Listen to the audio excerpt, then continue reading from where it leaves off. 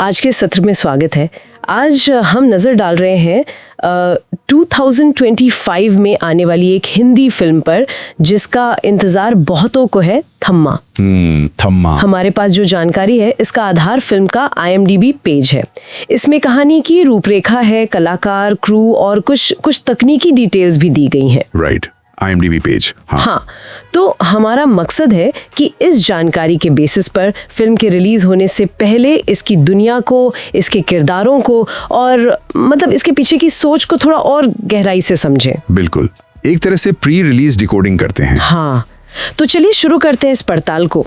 सबसे पहले जो बात ध्यान खींचती है वो है फिल्म का जॉनर। कॉमेडी, हॉरर और थ्रिलर का एक मिक्सचर। ये कॉम्बिनेशन अपने आप में ही काफी कौतूहल पैदा करता है ना। हाँ बिल्कुल, आजकल ये जॉनर ब्लेंडिंग का चलन जोरों पर है।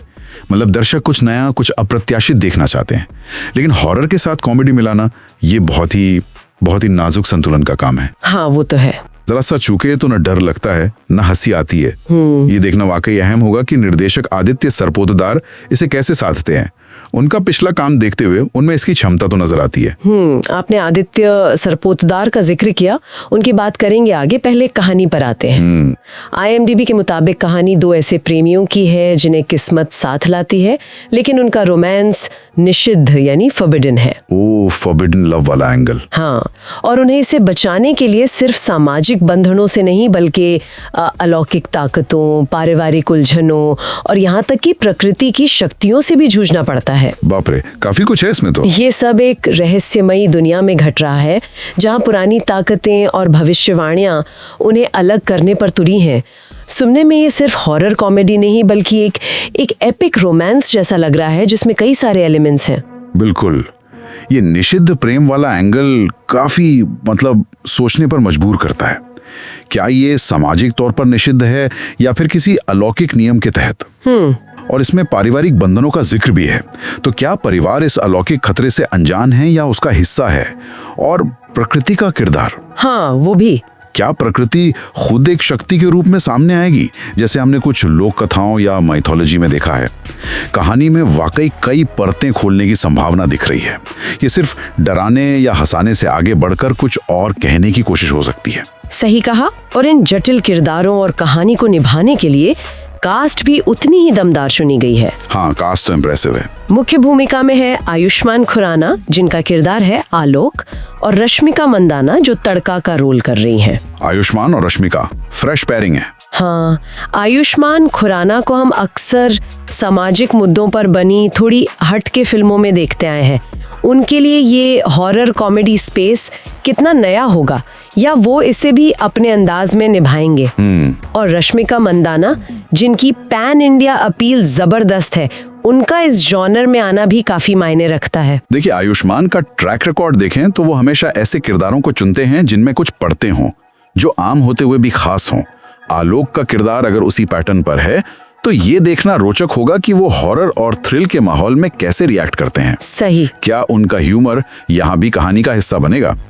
और रश्मिका मंदाना की मौजूदगी वो निश्चित रूप से फिल्म को एक वाइडर ऑडियंस तक पहुंचाने में मदद करेगी। उनकी एनर्जी और आयुष्मान की थोड़ी वो सटल वाली कॉमिक टाइमिंग का मेल स्क्रीन पर कैसा दिखेगा, ये देखने वाली बात होगी। बिल्कुल। और सिर्फ लीड जोड़ी ही नहीं, सपोर्टिंग कास्ट तो दिग्गजों से भरी पड़ी है। हाँ, वो लिस्ट तो जबरदस्त है। परेश रावल है राम बजाज गोयल के किरदार में। परेश रावल। नवाजुद्दीन सिद्दीकी का नाम यक्षसन के तौर पर दिया गया है। यक्षसन। और संजय दत्त भी है मुन्ना मैक्स के रोल में। ये नाम वाकई फिल्म का वजन कई गुना बढ़ा देते हैं। परेश रावल वो कॉमेडी और गंभीर दोनों किरदारों में माहिर है। राम बजाज गोयल, नाम सुन के तो थोड़ा कॉमिक या क्वर्की किरदार लगता है। हाँ, थोड़ा तो है। लेकिन नवाजुद्दीन सिद्दीकी का यक्षसन होना, यक्ष भारतीय लोक कथाओं और पौराणिक कथाओं में रहस्यमयी, अक्सर शक्तिशाली और थोड़े ग्रे शेड वाले प्राणी माने जाते हैं। अच्छा, तो क्या नवाज का किरदार नेगेटिव शेड लिया होगा या फिर वो कहानी का कोई अहम रहस्य सुलझाने वाला पात्र होगा? उनका होना ही फिल्म में एक इंटेंसिटी की गारंटी देता है। सही बात है। और संजय दत्त का मुन्ना मैक्स, ये नाम भी कम अनोखा नहीं है। हाँ, मुन्ना मैक्स। क्या ये कोई अंडरवर्ल्ड कनेक्शन है या फिर कुछ और? IMDb पर तो कुल 18 कलाकारों के नाम है। 18, काफी बड़ी कास्ट है। हाँ, जिनमें डायना पेंटी, सत्यराज, बाहुबली के कटप्पा, ओह, सत्यराज भी हैं। हाँ, विनय पाठक और अपार शक्ति खुराना भी बिट्टू के किरदार में शामिल है। बिट्टू। अपार शक्ति का बिट्टू नाम सुनते ही स्त्री की याद आ जाती है। हाँ हाँ बिल्कुल, अपार शक्ति खुराना का बिट्टू के रूप में होना ये बहुत महत्वपूर्ण संकेत है, खासकर जब हम प्रोडक्शन हाउस पर नजर डालते हैं। लेकिन उस पर आने से पहले ये पूरी कास्टिंग एक बड़े कैनवस की तरफ इशारा कर रही है। सत्यराज जैसे अनुभवी अभिनेता की उपस्थिति भी अहम है। ये सिर्फ एक हॉरर कॉमेडी नहीं, बल्कि एक मल्टी स्टारर फिल्म लग रही है, जिसमें हर किरदार की अपनी अहमियत हो सकती है। बिल्कुल। चलिए अब निर्देशक और लेखकों की बात करते हैं। निर्देशन की कमान आदित्य सरपुतार के हाथ में है। आदित्य सरपुतार, हाँ, मराठी सिनेमा में लपा छिपी जैसी काफी प्रशंसित हॉरर फिल्म बना चुके हैं और हिंदी में भी मुंजिया जैसी हालिया फिल्म उनकी क्षमता दिखाती है। अच्छा, मुंजिया भी उन्हीं की थी। हाँ, जो हॉरर और लोक कथाओं को मिलाती है। उनका अनुभव इस जॉनरा में काफी मायने रखता है। वो जानते हैं कि माहौल कैसे बनाना है, डर कैसे पैदा करना है और भारतीय लोक कथाओं को स्क्रीन पर कैसे लाना है। थम्मा में कॉमेडी का तत्व उनके लिए एक नई चुनौती हो सकती है, लेकिन मुंजिया में भी हल्के फुल्के पल थे, तो उनसे उम्मीदें तो काफी हैं। और लेखन टीम में नीरेन भट्ट, अरुण फुलारा और सुरेश मैथ्यू शामिल हैं। नीरेन भट्ट? हाँ, नीरेन भट्ट का नाम बाला और असुर जैसे प्रोजेक्ट से जुड़ा है। ओह हाँ, असुर। मतलब उनमें कॉमेडी और थ्रिल दोनों लिखने की रेंज है। ये तिकड़ी मिलकर इस कहानी को कैसे बुनती है, ये देखना अहम होगा। बिल्कुल, एक अच्छी स्क्रिप्ट तो बैकबोन होती है। सही। अब आते हैं उस पहलू पर जिसका जिक्र बार बार आ रहा है, प्रोडक्शन। इसे जियो स्टूडियोज और मैड डॉग्स फिल्म्स मिलकर प्रोड्यूस कर रहे हैं। और मैडॉक फिल्म्स का नाम आते ही, जैसा आपने कहा, स्त्री और अपार शक्ति खुराना के बिट्टू वाले कनेक्शन की कड़ियां जोड़ने लगती हैं। हाँ। मैडॉक फिल्म्स दिनेश विजन के नेतृत्व में पिछले कुछ सालों से बहुत ही महत्वाकांक्षी तरीके से अपना हॉरर कॉमेडी यूनिवर्स बना रही है। ये कोई मतलब छुपी हुई बात नहीं है। बिल्कुल। यहीं पर ये प्रोजेक्ट सिर्फ एक फिल्म न रहकर एक बड़ी पहेली का हिस्सा बन जाता है।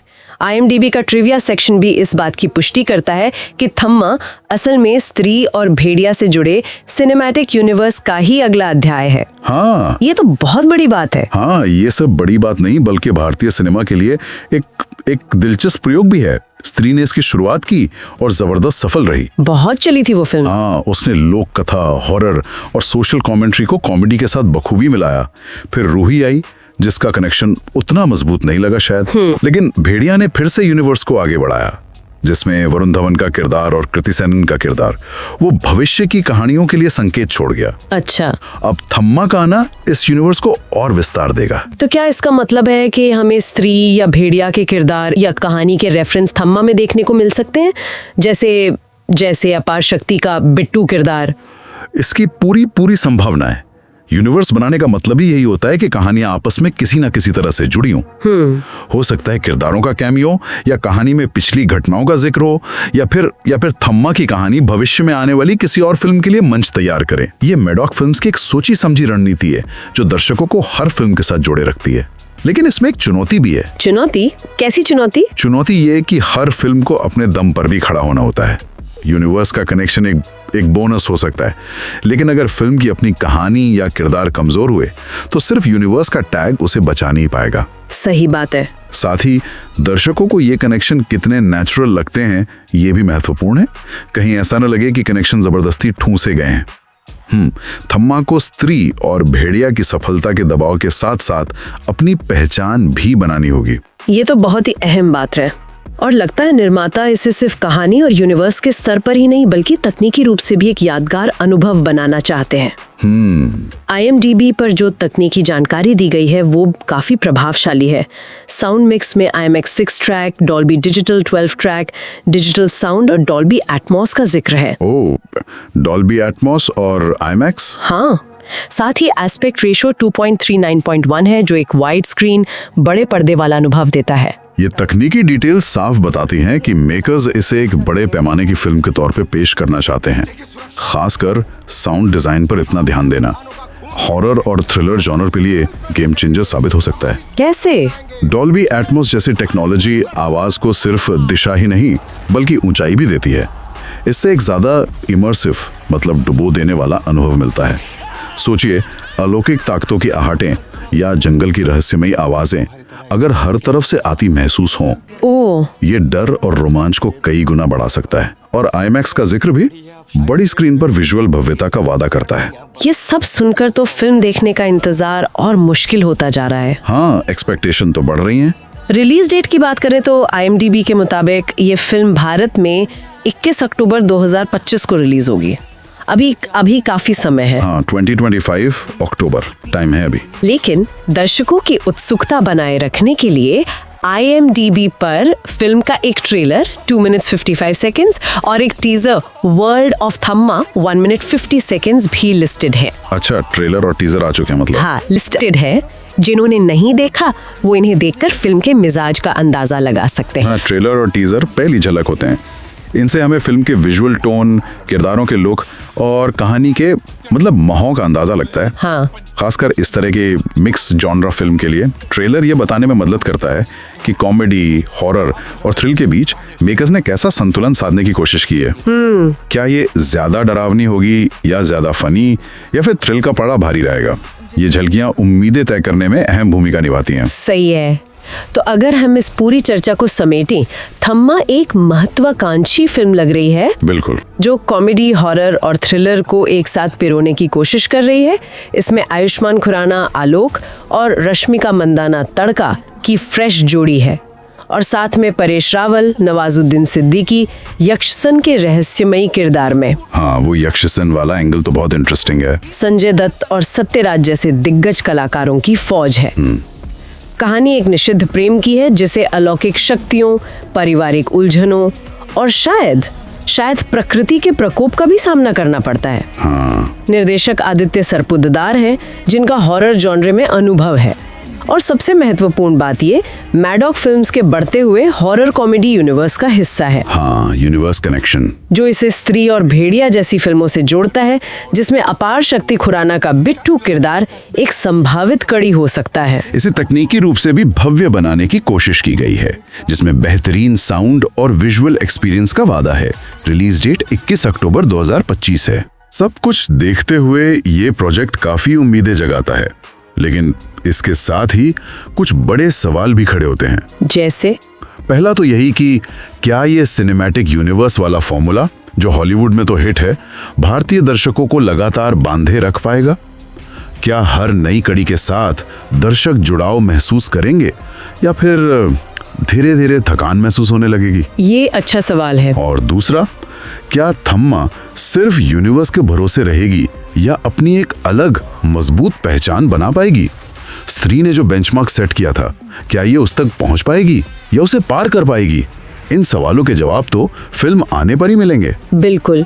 और एक बात जो मुझे सोचने पे मजबूर कर रही है वो है भारतीय लोक कथाओं या मिथकों का इस्तेमाल। यक्षन जैसा नाम, प्रकृति का किरदार, ये सब हमारी अपनी जड़ों से जुड़े तत्व हैं। हॉरर और कॉमेडी के साथ इन देसी एलिमेंट्स का मिश्रण कितना प्रभावी होगा? राइट। क्या ये कहानी को ज्यादा रिलेटेबल और अनोखा बनाएगा या फिर ये सिर्फ एक सतही सजावट बनकर रह जाएगा? इस संतुलन को साधना ही शायद फिल्म की असली परीक्षा होगी। सही कहा, ये बैलेंस बहुत जरूरी है। यकीनन इस पर आगे विचार करने के लिए बहुत कुछ है।